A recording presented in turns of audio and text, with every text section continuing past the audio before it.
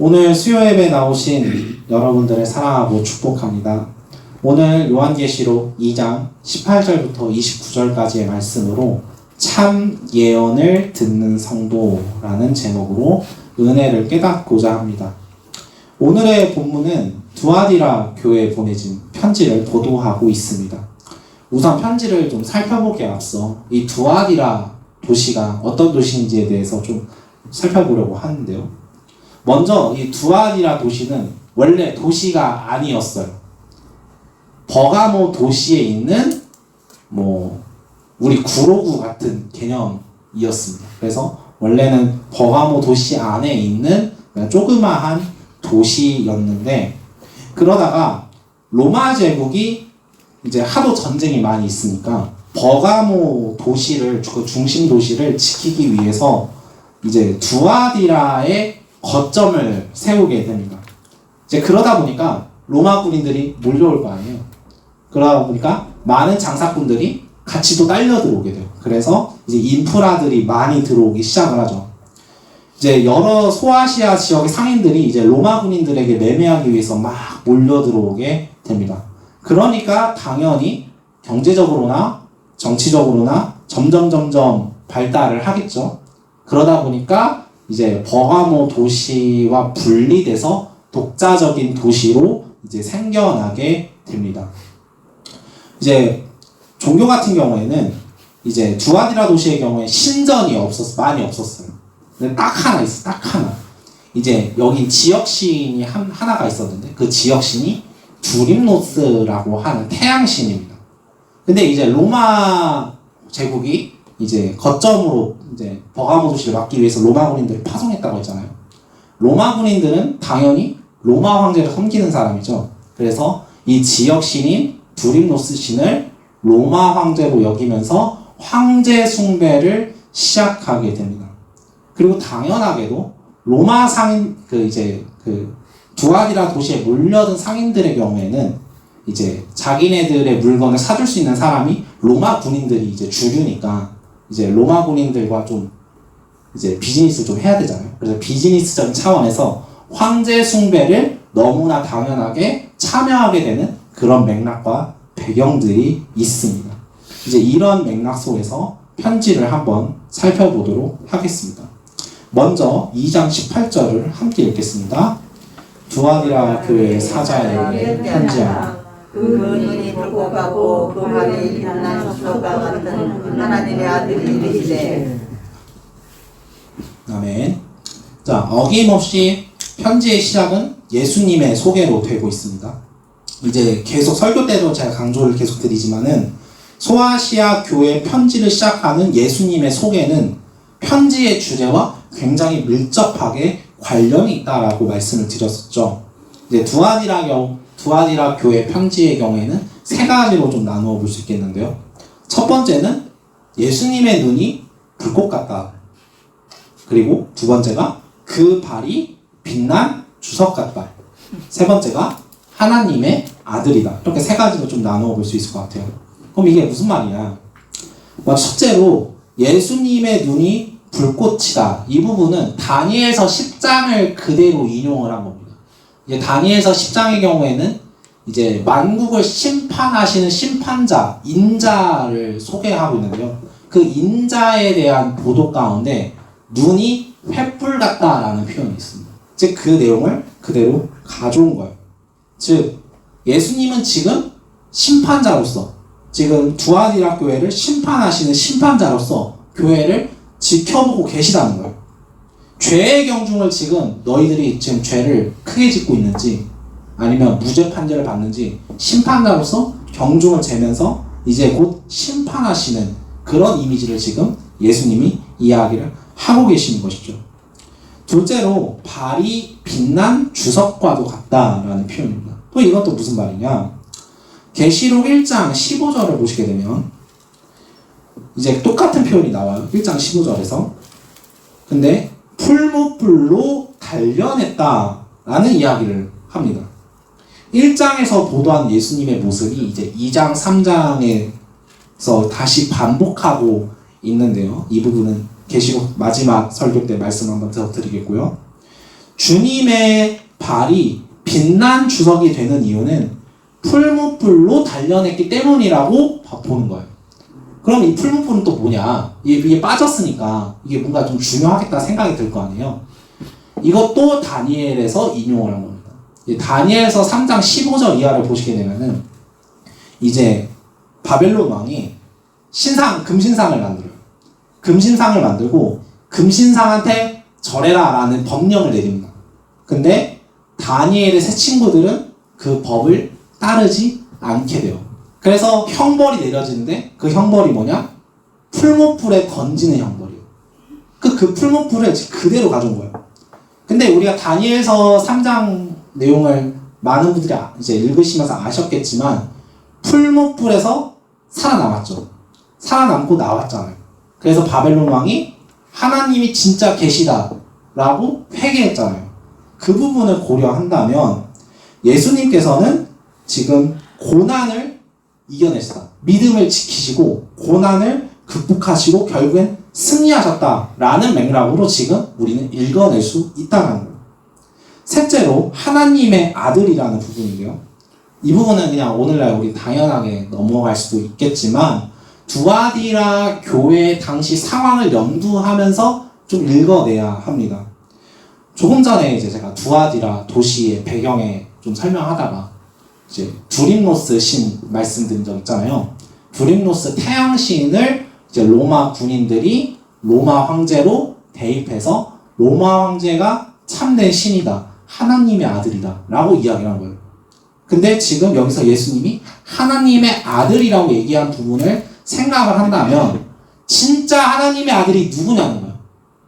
지금 로마 제국에서 계속 선동하고 있는 그 신상, 이제 황제 신상 새겨놓고 진짜 하나님의 아들이라고 너희들이 지금 경배하고 있는 저 거짓된 신상이 진짜 하나님의 아들이냐 아니면 내가 하나님의 아들이냐라고 묻는 거예요. 다니엘서 3장을 연결지어서.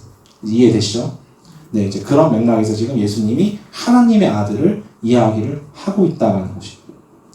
자, 이런 상황에서 예수님은 두아디라 교회를 향해 칭찬을 하십니다. 주님이 두아디라 교회 행위를 아시는데 그 행위가 사랑, 믿음, 섬김, 인내라고 하세요. 이 행위가 신앙생활을 하면서 더욱 풍성해졌다라고 이야기하시면서 칭찬을 하십니다. 근데 이제 이런 칭찬을 받는 두아디라 교회에게 책망할 것이 있다고 말씀을 하시는데 그게 20절 말씀입니다. 우리 함께 읽겠습니다. 그러나 내게 책망할 일이 있노라. 자칭 선지자라 하는 여자 이세벨을 내가 용납하노니 그가 내 조를 가족처럼 명망하고 우상을 제물을 먹게 하는다. 아멘. 자, 교회에 문제가 있어요. 자칭 선지자라 하는 여자 이세벨이 교회에 있는 것을 용납했다라고 주님이 이야기를 하시죠. 이 이세벨이라는 사람이 교회 사람들을 가르치고 미혹했다고 하죠. 근데 여기서 개역개정 성경이 꾀어라고 번역을 했는데 저 좋은 번역은 아닌 것 같아요. 미혹했다라는 번역이 좀 더 낫습니다. 조금 이따 또 살펴보겠고요.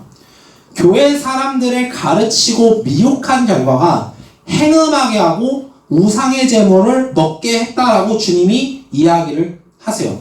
우선적으로 행음하는 것, 우상의 제물을 먹는 것은 이제 계시록 2장 14절 버가모 교회 편지에서 언급하는 발람의 교훈을 지키는 행위와 똑같다는 것을 우리는 확인할 수가 있습니다. 즉 황제 숭배 의식에 참여하면서 우상의 제물을 먹고 신앙을 타협하는 것, 신앙을 변절하는 것이라고 우리가 알 수 있다는 것이죠. 그런데 우리 질문이 있습니다. 굳이 똑같은 표현을 썼으면 버가모 교회 편지에 두아디라 교회 내용도 그냥 같이 써서 보냈으면 낫지 않았을까요? 이제 우상잼을 먹는 황제 숭배하는 건 똑같잖아요, 내용이. 근데 굳이 왜 예수님은 버가모 도시 따로 두아디라 도시 따로 이렇게 보냈을까요?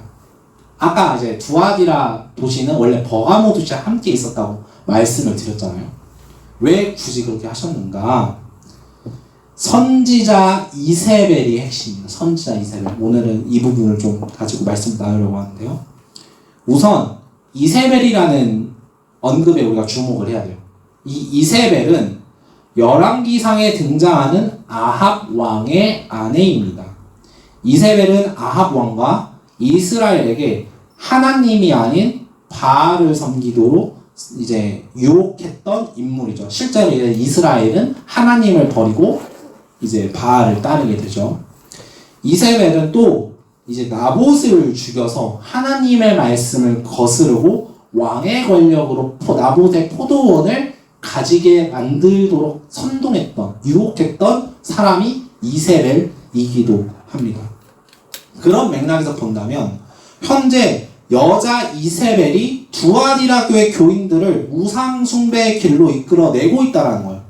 근데 이 부분만 보면은 발람 이야기랑 발람의 교훈이랑 별 차이가 없어 보입니다.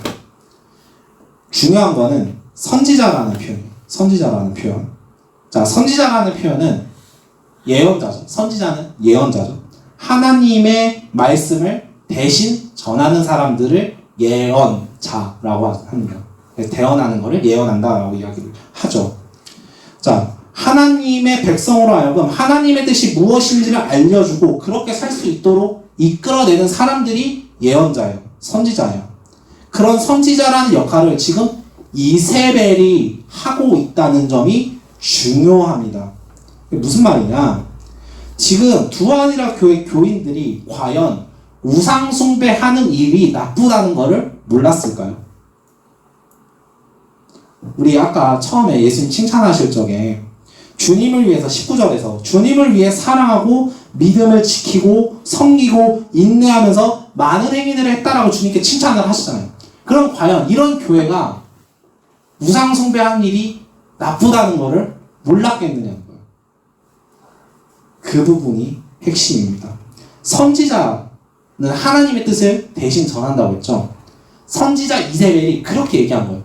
이게 하나님의 뜻이라고 이야기를 했다는 거예요.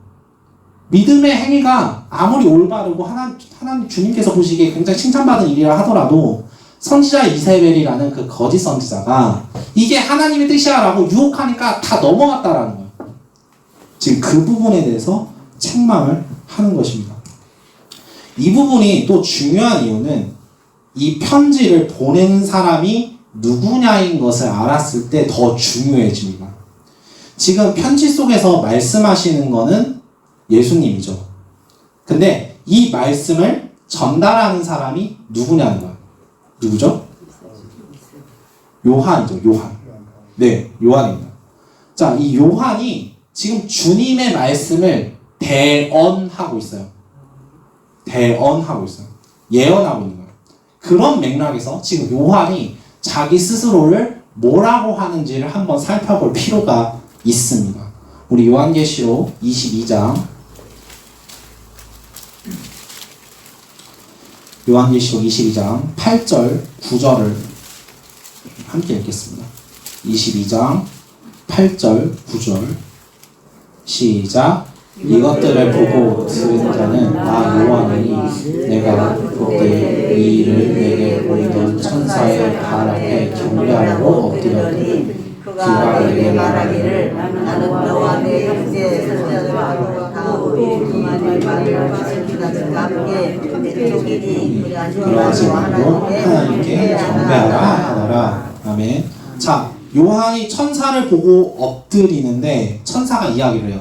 나는 너와 같은 종이다. 그런데 천사가 요한과 함께 이제 믿음 생활을 같이 한 형제들을 향해서 선지자들이라고 하고 있어요. 선지자들. 그래서 요한은 선지자라는 정체성을 가지고 있다는 것을 확인해 볼 수가 있어요. 그래서 보통 학자들은 요한계시록의 요한을 선지자 요한이라고 부릅니다. 요한 스스로가 선지자라는 정체성을 가지고 있기 때문에 선지자 요한이라고 부르는데요. 저도 이제 보통 선지자 요한이라고 좀 몇 번 말씀을 드렸던 것 같아요. 자, 하나님의 말씀을 예언하는 일을 선지자 역할로서 지금 요한이 살고 있다는 거예요. 그런 이유에서 지금 요한이 예수님의 말씀을 교회에게 전달하는 것은 선지자로서 전하고 있다라는 거죠. 자, 그렇다면 우리는 좀 물음을 가질 수가 있어요. 요한은 확실히 주님으로부터 말씀을 받고 그 말씀을 교회에게 전달하고 있는 선지자예요. 그렇다면 이세벨은 도대체 누구에게 받냐는 거예요. 이때 당시 선지자도 어쨌든 막 우리는 뭐 만들어낸다라고 생각을 할 수도 있겠지만 어쨌든 이때 당시에는 무언가로부터 받는다라는 생각을 했었거든요. 그럼 도대체 이세벨은 뭐로 받냐는 거예요. 뭐로부터 받냐는 거예요. 자, 이 부분을 좀 한번 살펴보려고 하는데요. 선지자 이세벨 배후에 누가 반드시 있다. 두아디라 교회 편지에서는 정확한 내용이 없어요. 근데 두아디라 교회 교인들이 이 책망을 생각하면서 계시록 4장부터 읽어나갈 적에 그 단서를 확인해 볼 수가 있습니다. 자, 먼저 우리 계시록 17장과 18장을 좀 보겠는데요. 먼저 요한계시록 17장 1절부터 5절을 한번 읽어보겠습니다. 17장과 18장은 바벨론의 멸망을 보도하고 있습니다. 이 부분은 뭐 다음에 기회가 될 때 자세하게 좀 말씀을 드리도록 하겠고요. 17장 1절부터 5절까지의 말씀을 함께 읽겠습니다. 또 일곱 대접을 가진 일곱 천사 중 하나가 와서 내게 말하여 이르되 이리로 오라. 많은 물 위에 앉은 큰 음녀가 받을 심판을 내게 보이리라. 땅의 이름들도 그와 더불어 음행하였고 땅에 사는 자들도 그 음행의 포도주에 취하였다 하고 곧 성령으로 나를 데리고 광야로 가니라. 내가 보니 여자가 붉은 빛 짐승을 쫓는데 그 짐승을 보매 하나님의 도끼 양식을 가득하고 일곱 머리와 일곱 뿔이 있으며 그 여자는 작은 빛과 붉은 빛의 옷을 입고 금과 보석과 진주로 꾸미고 손에 금자루를 가지는데 가증한 물건과 그의 음행에 더러운 것들이 가득하더라. 그의 이마에 이름이 기록되었으니 비밀이라 큰 바벨론이라 땅의 음녀들과 가증한 것의 어미라 하였더라. 아멘. 자, 말씀을 보니까 음녀가 등장을 해요. 근데 이 음녀가 음행을 했대요. 여기서 음행이라는 단어, 이 단어가 아까 우리 소아시아 두아디라 교회 편지에서 2장 20절, 21절에 쓰였던 그 음행입니다. 똑같은 단어예요. 하나도 틀린 거 없어요. 똑같은 음행이다. 자, 요한은 이 음녀에 대해서 설명을 하는데 3절을 보니까 음녀가 붉은빛 짐승을 탔다고 이야기를 합니다. 근데 그 짐승의 몸에는 하나님을 모독하는 이름들이 가득하대요. 이제 우리가 13장에서 살펴봤지만 하나님을 모독하는 이름이라고 한다면은 내가 하나님이구나. 내가 하나님이다. 내가 하나님의 대리자다. 이렇게 이야기하는 황제 숭배를 이야기하는 거겠구나라고 우리가 읽어낼 수가 있어요. 그러면 이 짐승은 황제 숭배다라는 거죠. 근데 이제 마지막 5절에서 보니까 음녀를 바벨론이라고 나라라고 칭하고 있어요. 그러면 이 음녀는 당연히 짐승 위에 타고 있으니까 로마 황제 혹은 로마 제국이라고 우리가 읽어낼 수 있다는 거예요. 제가 한번 질문을 좀 드려보고 싶었는데 계시록 이렇게 읽으니까 좀 현실적으로 좀 와닿지 않으세요? 좀 붕 뜬 이야기가 아니라 굉장히 현실적인 이야기를 하고 있는데 이런 거 보면은 전 굉장히 좀 감동? 좀 맛있다는 표현을 많이 쓰는데 저는 좀 맛있습니다. 네, 아무튼 이 음녀가 로마 제국이다 라는 부분을 좀 기억하고요. 18장 6절을 한번 읽겠습니다. 18장 6절 그가 준 그대로 그에게 주고 그의 행위대로 갑절을 갚아주고 그가 섞은 잔에도 갑절이나 섞어 그에게 주라. 아멘. 자, 이 부분은 2장 23절에서 이제 두아디라 교회 편지에서 2장 23절에서 심판자이신 주님이 행위대로 갚아주겠다라고 한 표현이 하나도 안 틀리고 그대로 적혀 있는 거예요. 자, 이어서 18장 23절을 함께 읽겠습니다. 등불빛이 결코 다시 내 안에 비치지 아니하고 신랑과 신부의 음성이 결코 다시 네 안에서 들리지 아니하리로다. 너의 상인들은 땅의 왕족들과 그의 술로 말미암아 마국이 미혹되었다. 아멘. 자, 여기서 미혹되었다 라는 표현, 제가 아까 전에 2장 20절에서 그 꾀어라는 번역이 미혹하다라는 번역이 좀 더 낫다라고 말씀드렸죠. 이 단어도 똑같은 단어입니다. 틀리지가 않아요. 자, 그래서 이 부분도 좀 더 이제 두아디라 교회의 편지를 염두에 딱 생각을 해볼 수 있는데, 여기까지 보면은 긴가민가 한데라고 생각하실 수도 있어요. 근데 두아디라 교회 입장에서 이 부분을 읽었을 때 깜짝 놀랐는데요. 18장 12절 13절을 함께 읽겠습니다. 12절 13절 시작. 그 상품은 금과 은과 보석과 진주와 세마포와 자주 옷감과 귀단과 붉은 옷감이요 각종 향목과 각종 상한 그릇이요 값진 나무와 우유와 철과 레스으로 만든 각종 그릇이요 계피와 향료와 향료와 여왕과 뼈두와 강남료와 고운 밀가루와 미리요 소와 양과 말과 수레와 종들과 사람의 영혼들이라. 아멘. 자, 언뜻 보면 이게 뭔가 싶으실 거예요. 이게 뭔가. 우선은 이 단락은 이제 바벨론이 멸망하면서 상인들이 엉엉 울면서 이제 우리 망했다라고 울부짖는 장면이에요. 상인들이 울부짖는 장면이에요. 근데 그 상인들이 파는 지금 상품들인데, 여기 나와 있는 상품들이 두아디라 도시의 특산품입니다. 그래서 우리 사도행전 16장에 보시게 되면은 이제 바울이 루디아라는 인물을 두아디라 시에서 만나요. 근데 그때 루디아가 팔았던 것이 옷감입니다. 옷감. 그래서 이건 특산품, 두아디라 시아의 특산품이에요. 두아디라 교회는 이 부분을 보고 깨달았을 거예요. 바벨론이 지금 멸망하고 있는 상황에서 두아디라 도시도 지금 여기에 해당되는구나. 아니, 나 지금 여태까지 이세벨의 선지자가 이게 하나님의 말씀이야 라고 해서 그 말씀에 내가 따르고 순종을 했는데 지금 결과를 보니까 멸망하고 있다는 거예요. 그러면 지금 여기서 빨리 돌이켜야겠구나 라는 것을 읽어낼 수 있었겠다라고 생각을 할 수 있겠죠. 자, 근데 전사님, 그런데 바벨론이 멸망하는 거랑 이세벨 배후에 예언을 주는 존재랑 무슨 관계가 있나요? 라고 물으실 수 있을 것 같아요. 자, 여기서 황제 숭배에 해당되는 우리 붉은빛 짐승 말씀 아까 드렸죠. 그걸 기억하면서 계시록 13장 11절부터 14절까지 읽어보겠습니다. 13장은 이제 진득하게 많이 읽으셨을 거예요. 13장 11절부터 14절까지의 말씀 함께 읽겠습니다.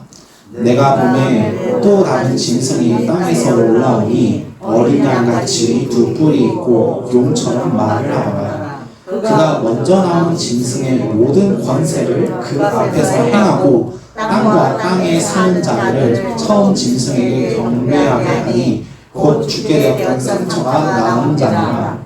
큰 이적을 행하되 심지어 사람들 앞에서 불이 하늘로부터 땅에 내려오게 하고 짐승 앞에서 받은 바 이적을 행함으로 땅에 거하는 자들을 미혹하며 땅에 거하는 자들에게 이르기를 칼에 상하였다가 살아난 짐승을 위하여 우상을 만들라 하더라. 아멘.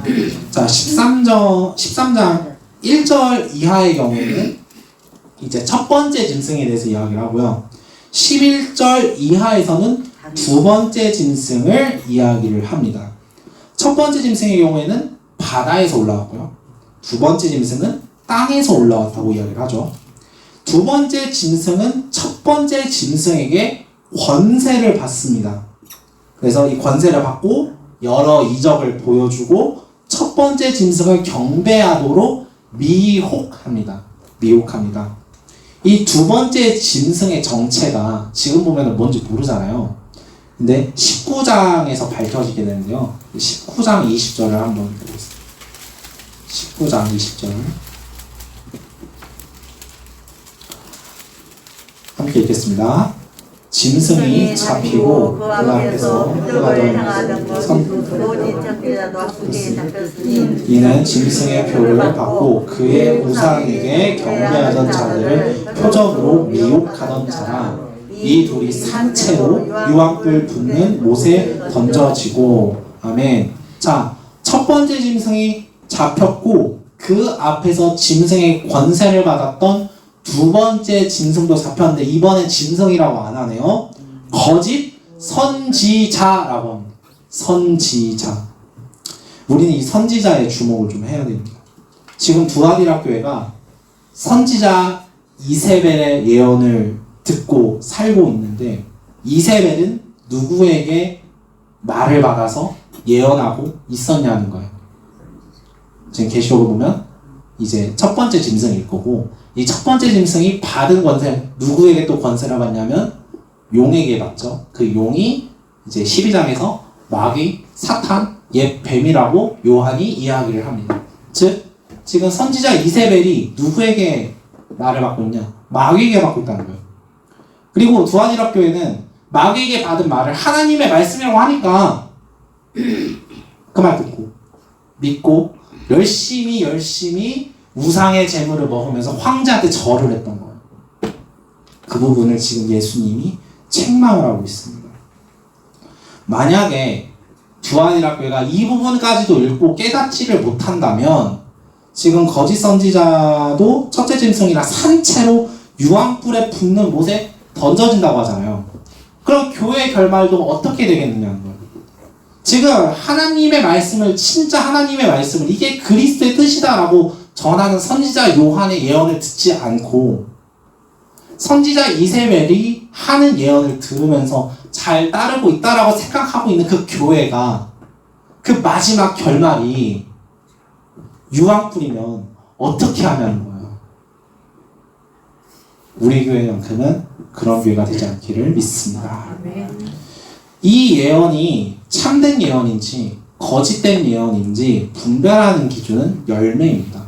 그래서 가는 과정 중에는 잘 모를 수가 있어요. 마태복음에서 열매로, 그들의 열매로 이 사람들이 거짓 선지자인 줄 알리라 라고 예수님께서 말씀도 하시잖아요. 지금 두아디라 교회의 열매는, 지금 보여지고 있는 열매는 우상의 재물을 먹고 황제 숭배를 하는 일이에요. 이게 하나님의 뜻이라고 선지자 이세벨은 가르치고 미혹하고 있어요. 그러면 왜 미혹되었느냐라고 우리 물을 수가 있어요. 왜 미혹이 되었을까? 우리가 흔히들 아니 이단들 왜 빠지는 거지? 이해가 안 되잖아요. 그렇잖아요. 솔직히 저희 신학생들끼리도 그런 얘기를 합니다. 근데 신학생들 중에서도 빠지는 애들이 꼭 있어요. 왜 빠지는 걸까? 내가 듣고 싶은 예언, 내가 듣고 싶은 말씀, 내가 듣기에 거북하지 않은 내가 원하는 말씀, 그 말씀만 듣고 싶어 하는 마음이 미혹됐다는 거예요. 자꾸 그 우상 숭배를 하면 안 돼 라고 요한이 얘기하는 거는 마음이 불편해요. 나를 말씀 앞에 놓으니까 내 마음이 쪼개져서 나를 죄인으로 드러내니까 불편해요. 근데 선지자 이세벨이 하는 예언을 들어보니까 해도 돼, 용서해 주셔, 괜찮아, 편한 거예요. 이 말씀이 내 신앙한테 유익이 된다라고 생각하는 거는 이 말씀이 좀 더 나한테 좀 더 맞는 말씀이야 라고 생각하면서 들으니까 미혹이 확가닥 된다는 거예요. 즉 그 부분을 경고를 하고 있습니다. 사랑하는 성도 여러분, 오늘의 말씀을 통해서 우리는 말씀 듣는 자세에 대해서 한번 돌아보기를 원해요. 하나님의 말씀 위에 내가 있어요. 이건 요즘 청년들부터가 그렇습니다. 요즘 세대도 뭐 예담교회는 아니에요. 그 전에 있었던 제가 청년부 사역이나 뭐 청소년부 사역했을 적에도 설교하면은 뺨도 맞은 적도 있어요. 그리고 어떤 청년의 경우에는 말씀으로 시비 거는 것 같았다고까지 얘기를 했던 청년들도 있어요. 우리는 말씀 위에 있습니까? 아니면 말씀 아래에서 말씀에 비추어서 나를 돌아보고 있습니까? 내가 말씀 앞에 서면 나는 당연히 죄인이니까 죄인으로 드러나는 거예요. 내가 죄인이다라는 말에 불편하다고 듣기 싫어요. 또 그 얘기 안 해. 그럴 수가 있냐라는 거예요. 하나님의 말씀 앞에는 우리가 골수가 쪼개져서 나를 찢으시고 다시 치유시키는 그 능력이 있단 말이에요. 우리가 그 능력을 붙들고 진짜 하나님의 말씀을 들어야지만이 유황불 못에 들어가는 것이 아니라 영생하는 길로 들어설 수 있다라는 거예요. 그런 말씀을 붙드는 우리 모두가 되기를 원합니다. 주님께서는 이제 이렇게 참된 예언을 듣는 성도들을 향해서 이기는 자들이라고 얘기를 하면서 승리의 보상을 약속을 하십니다. 그게 주님의 통치에 참여하는 권세를 주시는 거예요. 내가 말씀이 내 안에 들어오니까 주님의 말씀을 통해서 주님의 통치가 당연히 실현되는 거예요. 하나님이 사랑하라고 하시니까 내가 주변 사람들을 사랑하고 섬기니까 당연히 거기에서 하나님의 통치가 시작이 되는 거예요. 근데 하나님의 말씀을 듣는 것이 아니라 마귀가 주는 그 거짓 선지자들의 말을 내 마음속에 마음판에 새기면 그 통치가 어떤 통치겠냐는 거예요. 우리 예담교회는 마귀의 통치가 아닌 하나님의 통치를 받는 교회인 줄 믿습니다. 그 말씀을 듣고 우리가 다시 살아낼 줄로 믿습니다. 그 참된 예언을 듣고 다시금 내가 주님 제가 말씀 듣는 자세에 대해서 다시금 생각해 보니까 조금이나마 또 저 얘기 안 해. 또 뻔한 얘기 안 해. 똑같은 얘기 안 해. 라는 생각 혹시나 제가 가졌던 것 같습니다. 이 부분을 주님 용서해 주세요. 라고 회개하면서 다시금 하나님 말씀 앞에 올바르게 서는 저와 여러분들 되시기를 주님의 이름으로 축복합니다.